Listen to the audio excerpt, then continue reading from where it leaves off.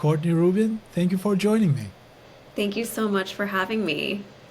Courtney, tell me about that first moment you thought, you know what, the skincare industry needs something different. What was happening in your dermatology practice that sparked this idea? Yes, I would say it was less of a single moment and more of a conglomeration of observations. And the major observation was noticing first that almost all of my patients, regardless of what they're coming into the doctor's office for, whether it's a skin cancer screening or acne or rosacea, eczema, psoriasis, everyone was slipping in questions about skincare. What do you think of this ingredient? Should I be spending $300 on this eye cream? Is it worth it? I was realizing there was a lot of enthusiasm for skincare science, ingredients. There was a hunger to learn, and that people really wanted to ask a dermatologist, someone who had expertise in the skin. The other critical thing that I noticed is that there is this sort of disconnect between the amount of enthusiasm people were walking into the office with for skincare and the fact that very few people were purchasing the expensive skincare that we were selling at the front desk on the way out. And I sort of realized, if someone is having trouble with their $40 or $50 medical copay, they're not going to be able to build a skincare routine of $300 products. That just doesn't make any sense. And where are the science-backed, efficacious skincare products that a dermatologist can feel really, really good about promoting and standing behind, but that are affordably priced? And that's sort of where the idea for Fig One came about. Now I'm curious about that question. Were you telling people, yes, it is worth it to buy the $300 product? You know, on one hand, at that time, before I knew anything about supply chain and manufacturing and raw ingredients, it made sense to me at the time that products that had clinical trials, efficacy testing, that were pro channel only, sold in doctors' offices, had a high concentration of active ingredients, that they would be more expensive than a drugstore product. That being said, when my partner Kimmy and I actually got into the weeds and we looked into the cost of raw materials and packaging and transportation and manufacturing, what we realized is that there was actually a way to make products of that same quality much more accessible to more people. And that's really the space that Fig One lives in. Interesting.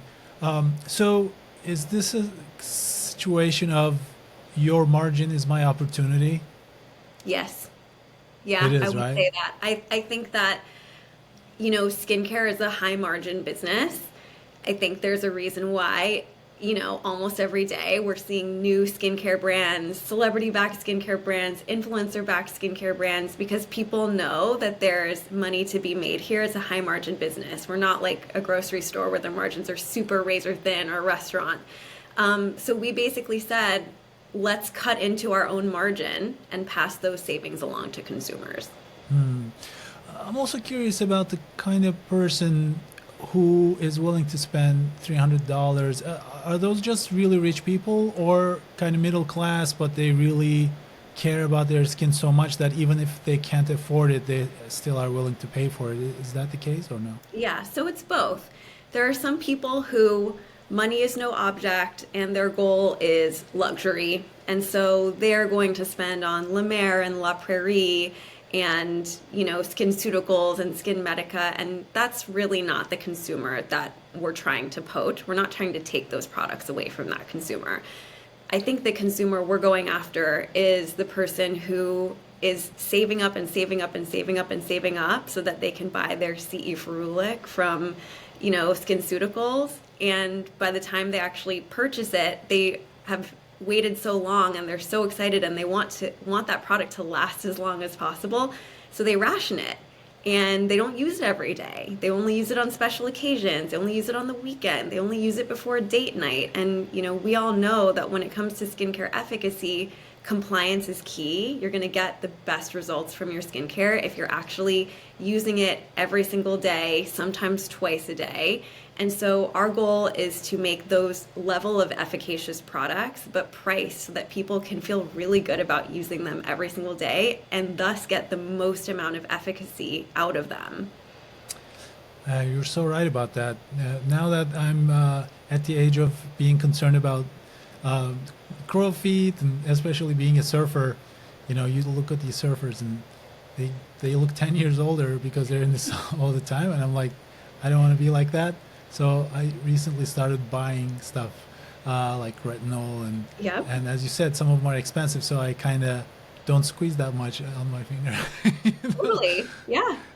So I know that psychology. You're right It about makes that. sense completely. Yeah. If Yeah, you spend a lot of money on something, you want it to last a long time. yeah. Unfortunately, that's not how you get the most out of your skincare. So interesting. I hadn't thought of it like that, but now, yeah. Okay. Well, so I read that your Korean heritage influenced your approach to skincare. So can you tell us how that cultural perspective shaped Yeah. Fig One's philosophy? Sure. So I'm half Korean. My mom was born in South Korea. Her family is from South Korea.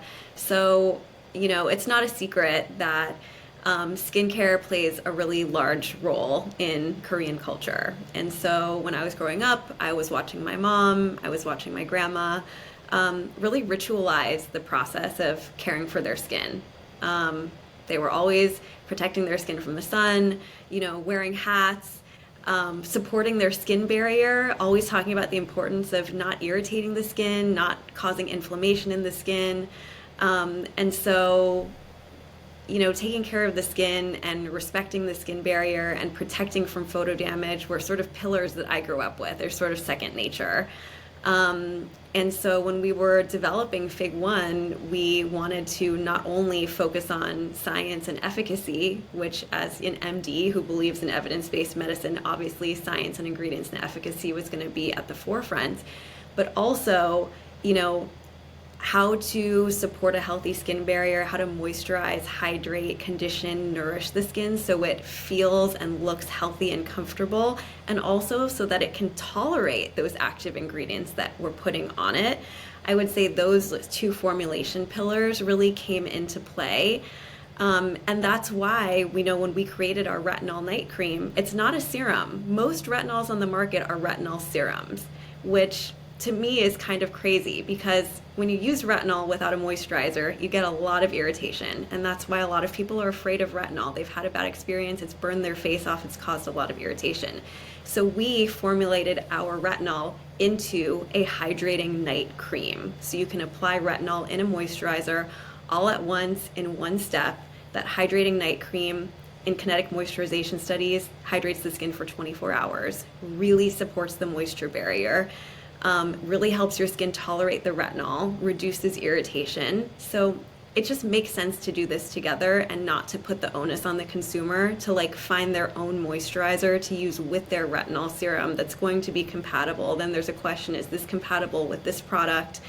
As much as we can sort of streamline processes, do things that make sense, take some of the confusion out of the equation for the consumer, we're always thinking that way. I have a really beginner level question. Probably everybody listening and watching already know, but I was curious about it. What exactly is the difference between a serum and a cream? Is serum more intense? Is that what it is? So to me, a serum is something that's really lightweight. Usually it's aqueous, so it's sort of clear, it's really liquidy. It's not really meant to hydrate, moisturize, condition, nourish the skin barrier. It's just there to deliver a high potency active ingredient. So I'm thinking about antioxidant serums that have vitamin C, or exfoliating serums with glycolic acid, or retinol serums with retinol. And all of those products really have to be used with a moisturizer. I think, the special thing about some of our Fig One products, the thing that makes our glycolic acid treatment so special or our vitamin C treatment so special, is we formulated them as emulsions.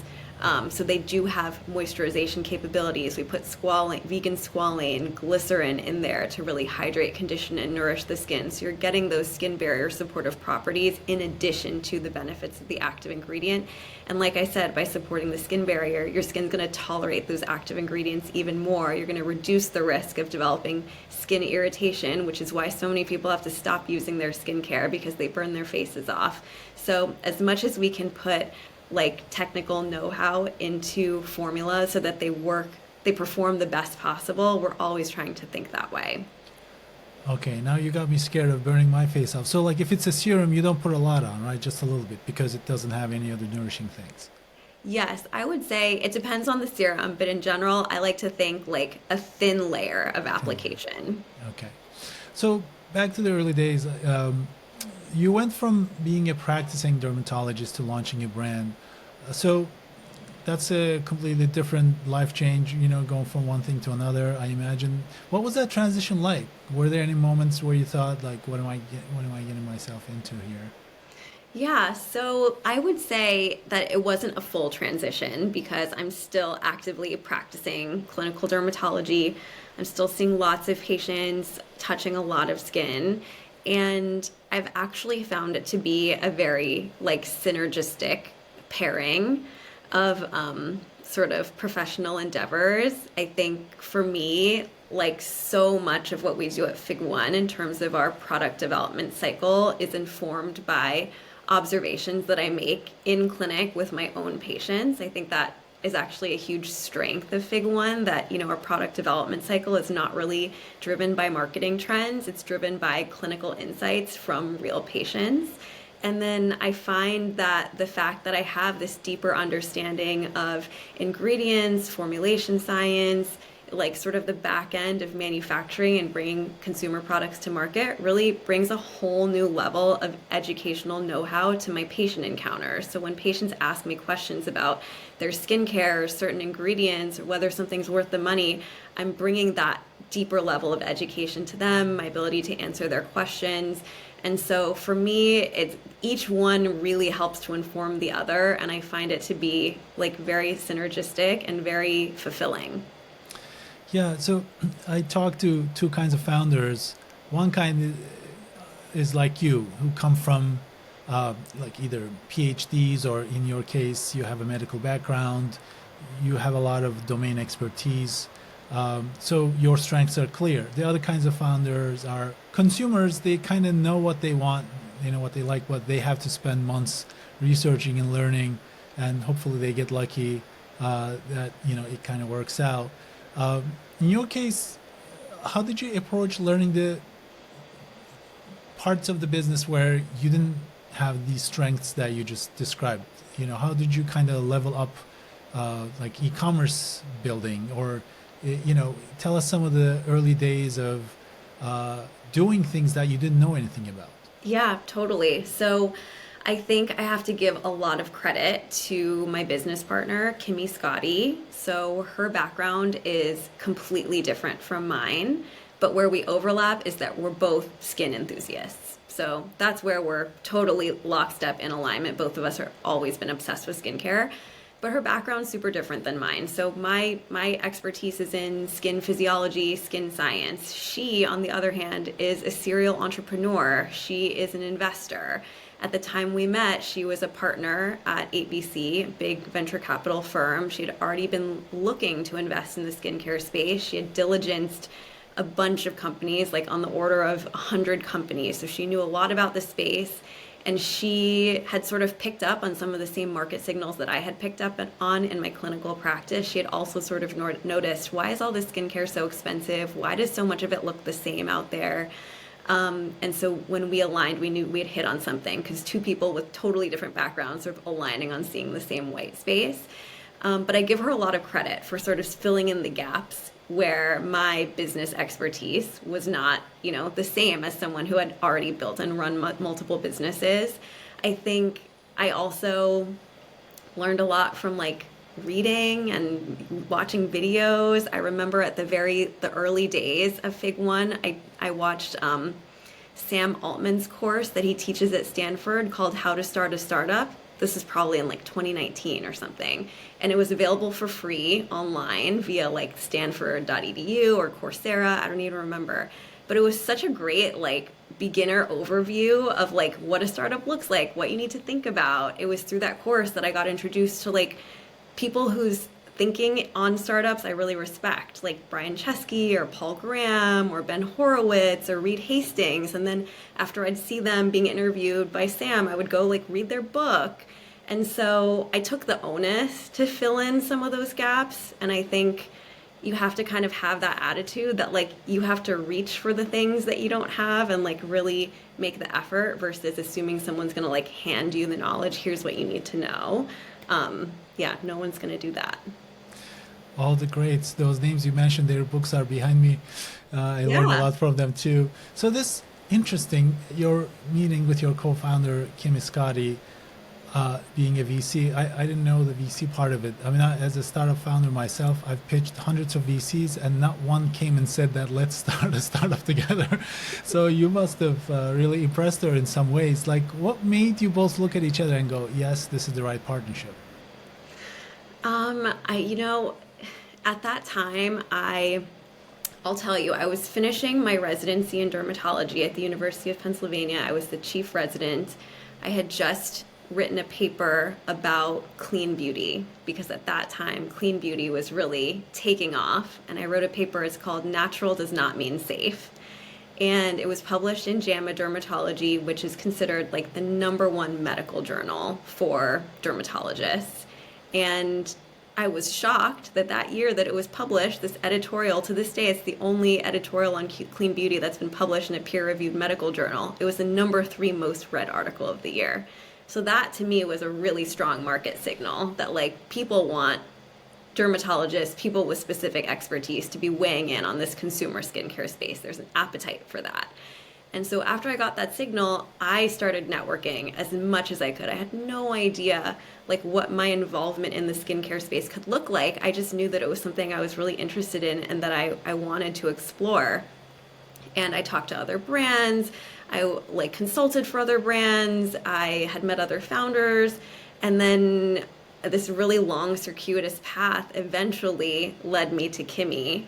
And as soon as we met, it was like, I don't know, it was like the stars aligned. You know, I think we immediately recognized something in each other that we're like meant to build something together. We had the same feelings about skincare. We both are obsessed with skincare. We both feel like we are the consumer and the creator. Like we're creating for something for consumer who's just like us, and we think that she deserves more than what she's currently getting. Like we think that she deserves to have the best retinol in an encapsulation system, in a moisturizer, you know, filled under an inert gas so it's not manufactured under conditions where the active ingredient could break down, in beautiful packaging that's refillable and planet friendly, but also like doesn't cost $1 million. Like we're creating for the consumer who is us. And I think that that's a really special place to be and a really privileged place to be. It really is special. Finding co-founders is so hard. It's like a marriage in a sense, right? So Fig One name is interesting. When our recording was booked, I was like, "Is this? Does it have like a fig as an ingredient?" Like she tried to get fig.com, but it wasn't available, so she got Fig One. But I built myself an AI agent that researches my guests, so now I have Mm-hmm. to. I have in front of me the answer. Fig One comes from the scientific textbook annotations. That's I'm like, right. oh, that's so cool. Like she's a scientist, so she's tying that in with like this is figure one kind of That's thing. Like exactly it. how important was it to your branding to kind of have that science connection? So Yeah. important. So important. Like, I mean, I'm a physician. I trained in Western medicine. I trained at some of the best institutions in the country. And I believe in evidence-based medicine. I believe in data. I believe in science. And I mean, that's why you'll never see us formulate with like a brand new trendy ingredient that's just come out of the lab. Like we choose to formulate ingredients like retinol and niacinamide and vitamin C and glycolic acid that have been around for a long time, where there's a huge robust body of research that exists that we know that they actually work. We know the mechanism of action on the skin. We know how to formulate them for maximum efficacy. We know the concentration to include where you're going to get results, but you're not going to burn your face off. And so that really is the heart and soul of how we formulate. And so choosing the name Fig One, which we always say is like a reference of references. They call the first figure in a scientific journal Figure One or Fig One. It's sort of like a wink or a nod to the consumer that like Yes, we have a beautiful brand. We are going to be your skincare best friend. We're going to streamline this for you and make it easy so you don't have to be your own compounding chemist at home. But also, we have the science on our side. You can trust us. As an engineer myself, I love that. I'd probably put an underscore next to it just to make it sure, make like a cursor blinking. So I was gonna ask you like how many SKUs that you had in the beginning, but I see that it was 6 SKUs in the beginning and now over 20. You didn't launch with one, two, or three. You had six immediately right at the beginning. We did.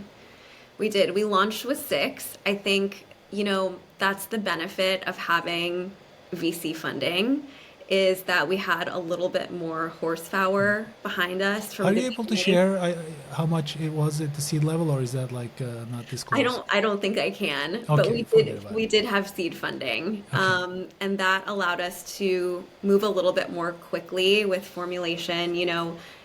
At the same time, we didn't move at light speed. It still took 2 years to go from like funding to entering the market, and that's because we don't white label. It's like kind of sad that I even have to say this, but we don't white label. We don't license out stock formulas from manufacturers. We own all of our IP. We built all our Is formulas that from what scratch. most skincare companies do? I wouldn't make any assumptions about most, but I think a lot. I A think a lot. lot do. And so it was always important to us to formulate everything in-house ourselves and for me to be involved in being really intentional about choosing every ingredient. And so, but because we had that venture funding, we were able to formulate more SKUs on the front end. And we were starting to formulate more SKUs than we even launched with. Like our sunscreen, which just launched this past June, was one of the formulas that we started formulating before we even launched, but it took 3 years to develop. Like, I would say that we have a pretty slow product development cycle compared to most brands. But yeah, we launched with six, and I feel like in that collection we did so much. I mean, it was a very, very fun creative endeavor for Kimmy to say, if you were going to launch a skincare brand, what are the core critical components of that brand that you think need to be put into market? But I think my favorite and the thing that I'm most proud of launching is our retinol step up system. So we talked about this before. Retinol is a really potent active ingredient. It's a vitamin A derivative. It's been around for decades and decades. It's not new. So we know exactly what it does for the skin. It evens out skin tones. It's great for people who are struggling with hyperpigmentation, post-inflammatory pigmentation, melasma. It helps to clear out clogged pores, help with pore congestion, reducing excess oil production. So it's amazing for anyone who's dealing with acne breakouts. And then it supports collagen production. So anyone who's concerned about fine lines, wrinkles, loss of elasticity, it's going to really help to improve that skin texture, build collagen over time. So as far as I'm concerned, almost everyone has a reason that they would want to be on retinol. But when I would recommend it to my patients, so many of them would say, absolutely not. I had a really bad experience. I have PTSD from when I used retinol. It burned my face off. I'll never touch it again. And I remember thinking to myself, it's really too bad that more people can't get the benefits of this active ingredient because it's so powerful. It's probably the most studied cosmeceutical active ingredient that exists in the market. And because people have had such bad experiences, they're not getting this benefit. So we created this level up system to basically remove the risk of irritation from using the molecule. So we have three different levels of retinol. Level 1 is 0.15% encapsulated retinol. It's the perfect strength for someone who's never used a vitamin A product before. It's not going to cause irritation, but it will help your skin retinize and get used to retinol, get used to vitamin A. After 6 to 8 weeks of level 1, you then move to level 2, which is double the concentration, 0.3% encapsulated retinol. And then finally, after 2 months of that, you move to level 3, which is 0.6% encapsulated retinol. It's basically the equivalent of tretinoin 0.025. So it's basically equivalent of like a prescription strength retinoid. But by allowing people to slowly increase their concentration of retinol over time, they're getting all of the benefits of the molecule without any of the irritation, dryness, burning, stinging side effects that people don't like. And the quality of this formula is totally next level. Like, we use this encapsulation system to make sure that the retinol stays intact. It doesn't degrade over time. It also hits your skin slowly over the course of the night. It's slow release. It doesn't hit your skin all at once. It's formulated in this really hydrating, 24 hours of hydration, skin barrier supportive night cream base. You don't have to use a separate moisturizer with it. We formulate with squalane, glycerin, ceramides, peptides, hyaluronic acid, all of these gorgeous skin conditioning agents, humectants, so that when you wake up in the morning, your skin still feels moisturized and soft and comfortable, not dried out and parched. And, even in manufacturing, they fill this under a nitrogen blanket, so it's not exposed to oxygen when it's being manufactured. It's in airless and lightless packaging. It's a really incredible, very efficacious product. We did 3 months of clinical efficacy testing on this, so 12 full weeks of clinical trials, basically unheard of for a consumer skincare brand. 6 figures of cost with a third-party clinical research organization, so we're not grading our own homework.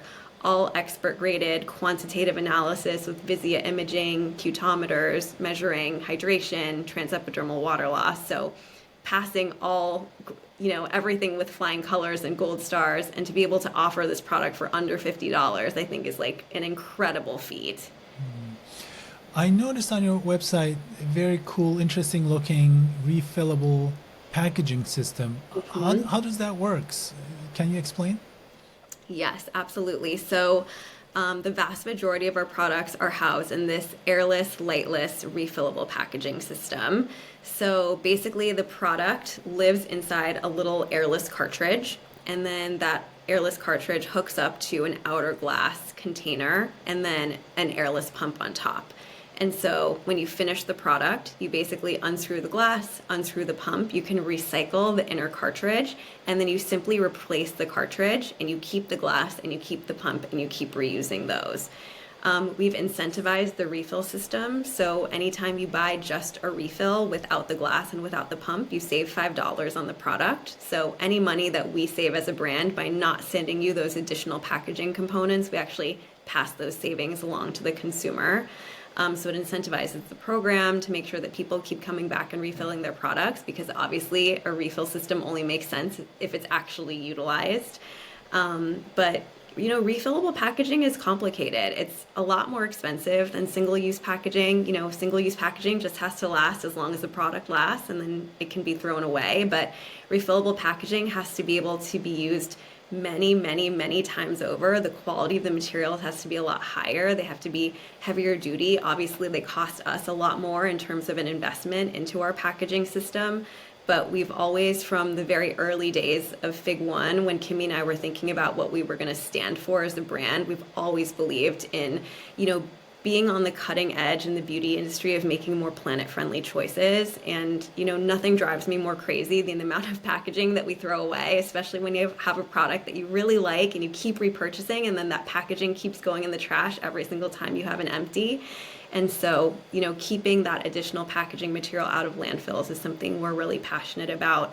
We also have a relationship with Pact. We were careful to make sure that all of our packaging components are made out of recyclable materials. But I think it's not a secret that even if you have packaging made out of a recyclable material, and even if it ends up in curbside recycling, very, very few of those products actually get recycled, because most, recycling plants don't have the capacity to recycle anything that's under the size of a fist, which most beauty products are. So we have a relationship with Pact, who specializes in making sure that these components that come from beauty products that are small actually get recycled. And so we have an incentive program where consumers can recycle through Pact via us, and then they get a discount on their next refill, which is great. I think sustainability goes so far beyond like packaging and whether packaging is being recycled or reused. Like, it really has to do with every business decision you make from the very beginning of like, what ingredients are you formulating with, and how are those ingredients being, procured from their environment to the manufacturers that you work with, and whether they have, good manufacturing practices, reducing like energy excess, and all the way to manufacturing and supply chain. Are you shipping things around via air freight? Are you shipping them around via container ship? And I think it's really hard for consumers, because I think a lot of them want to vote with their dollar and purchase products that are made by companies who are trying to make more planet-friendly choices. But how would you know? Like, when you walk into a CVS and you look at a shelf full of shampoo, like, you don't know which bottles came via air freight and which bottles came via container ship. And so I think it's so important for brands to start to be more transparent about their business practices so that consumers can really see behind the curtain and then decide who they want to support.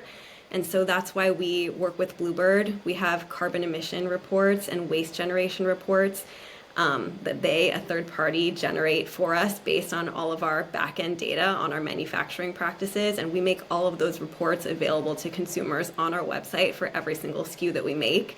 And I think that just speaks to how committed we are to improving, you know, really the line of sight that consumers have into our business so that they can decide for themselves who they want to support. Yeah, I commend you for that conviction. I hadn't realized how challenging it was to make these sustainable packagings until I had a podcast conversation with Kelly Slater's skincare brand Freaks of Nature's co-founder Lucas Dirksen, and he was explaining to me in the early days when they tried to make a pump that was not plastic and how the pump wasn't working. I'm just like, those kinds of things you expect it to just be second nature, but some of the challenges and the amount of conviction you have to have not to go back to plastic because it's just much easier to build it that way. So I don't think people kind of realize the difficulties there. Totally. It's really complicated. And, you know, there's no perfect solution. I think that there's a lot of catching up to do in terms of like material science and packaging and the costs of things that there's a lot of consumer appetite for, but they're just so expensive right now that brands can't participate, or that, you know, the perfect packaging just doesn't exist yet. But I think it's so important, you know, our ethos is that we're always trying to like do the best that we can. We're always trying to like push the envelope there. We're always trying to question, like, is there a better way to do this versus relying on, you know, some grandfathered in way that we've always been doing it. And, you know, that's the benefit of being a startup and being small, is like that ability to be agile and nimble and question your decisions and not be locked into like a supply chain or manufacturing that's making 4 million of something a year and then you keep changing. It's a huge headache. Yeah. Courtney, what are some of the marketing channels that work well for you and what doesn't work? I think the thing that has worked best for us is having a marketing strategy that's really 360 in nature, that's really comprehensive. I think, you know, mistakes that we made early on or learnings that we had early on, we're realizing that there's no one channel that's going to make you an overnight success when it comes to marketing. You know, you can't just rely on an influencer. You can't just rely on social media. And so we have a really comprehensive plan now that includes CRM and email and influencer and social and paid advertisements and affiliate. And it's really like having that whole ecosystem in place that I think has made a huge difference for us. And I think realizing that there are very few consumers that are going to see something one time and add it to their cart and buy it. It really is a combination of like seeing the same thing from multiple different channels. Maybe their friend has one and then they see it in an email and then they see it in an ad and then someone they follow is talking about it.